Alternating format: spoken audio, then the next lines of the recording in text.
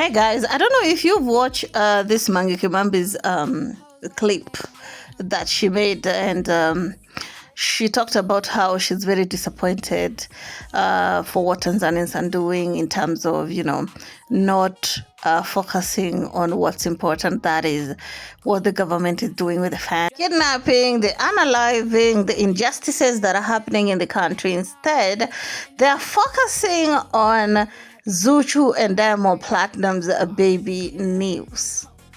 What can I say? I remember Mangi coming out to say the same thing during Wema, of where she did not say only that, she also came out to say that, the baby was due to IVF, that it wasn't Wozu. Wozu have some sort of help with the doctor for Wema to become pregnant. Of course, considering that she used to give such content in the past of where she used to give exclusive tea, a lot of people took it and ran with it, and there are some people who till date believe that Wema got pregnant via IVF, and it was funded with the government, because that is what Mangi came out to say.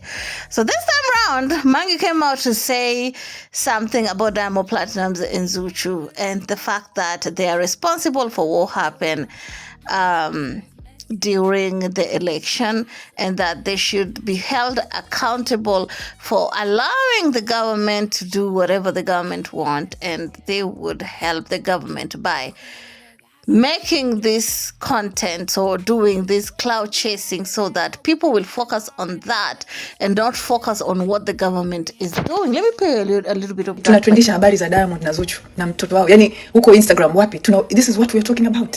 Kweli nchi ambayo tumetoka kuzika watu, nchi ambayo tumetoka kuzika watu zaidi ya 10,000. Tunatrendisha habari ya Diamond na ZUCHU kuzaa. Sasa hao wanaotupigania huko nje wanapata wapi moyo wa kuendelea kutupigania? Kumbukeni huyu waziri wa mambo ya nje Kombo sio nani? Alivyoenda huko kwenda kulalamika, alisema Watanzania tumesha heal, tumesha move on. Watu tukamvamia, Watanzania watu tukamvamia kwamba hatuja heal, nyinyi wauaji ndio mmeheal. Sasa kwa hichi tunachokifanya sasa hivi, nchi, yani siwezi kusema nchi, lakini naweza kusema yani kuna wajinga kwenye social media ya Instagram na TikTok wanaonyesha kwamba Watanzania sasa hivi hatuna tunachokifanya zaidi ya mtoto wa ZUCHU na Diamond. Ndugu zangu Watanzania, tutabadilika lini na issue ya mastaa? Tutabadilika lini? Tutajifunza lini? Hakuna kitu kinachoturudisha. Oh my goodness. So where do I start? So Mangi, go ahead and basically, mention how, the government continue doing all these things. But instead of Tanzanians to focus on, making the government know that they're watching them, they're out here following the gossip between Diamond and ZUCHU. And what can I say? Some people are saying she got paid. But the money that baby girl was making on the internet, I don't think. But anyway, y'all know that she was into gossip. I would say she's partly to blame for Tanzania being so much into the internet and following the industry and the gossip and the, expose. Yeah. Because Tanzanians like drama and they like, people being exposed.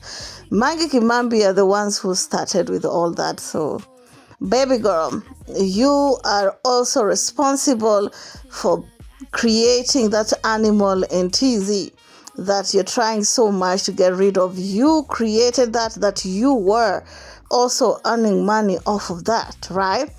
Just because you found something that you're doing that is gaining you money, what about people who are doing it to earn money? But anyway, it is what it is, okay? So that right there is what Mangi is saying. Of course, TZ people lost faith in her, a lot of them. But she had a huge following, you know what I'm saying? That's why a lot of people went on demonstration.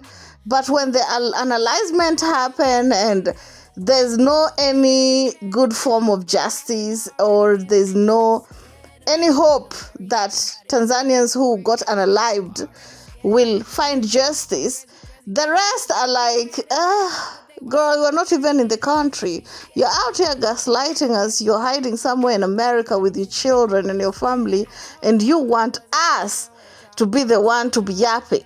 You want us to go to jail. You want us to go to prison. I mean, we remember what happened to Nifa when she went to jail, how the mom used to cry every day. So to some extent, I get where Mangi is coming from, but unfortunately, African politics is a little bit difficult and evil at the same time.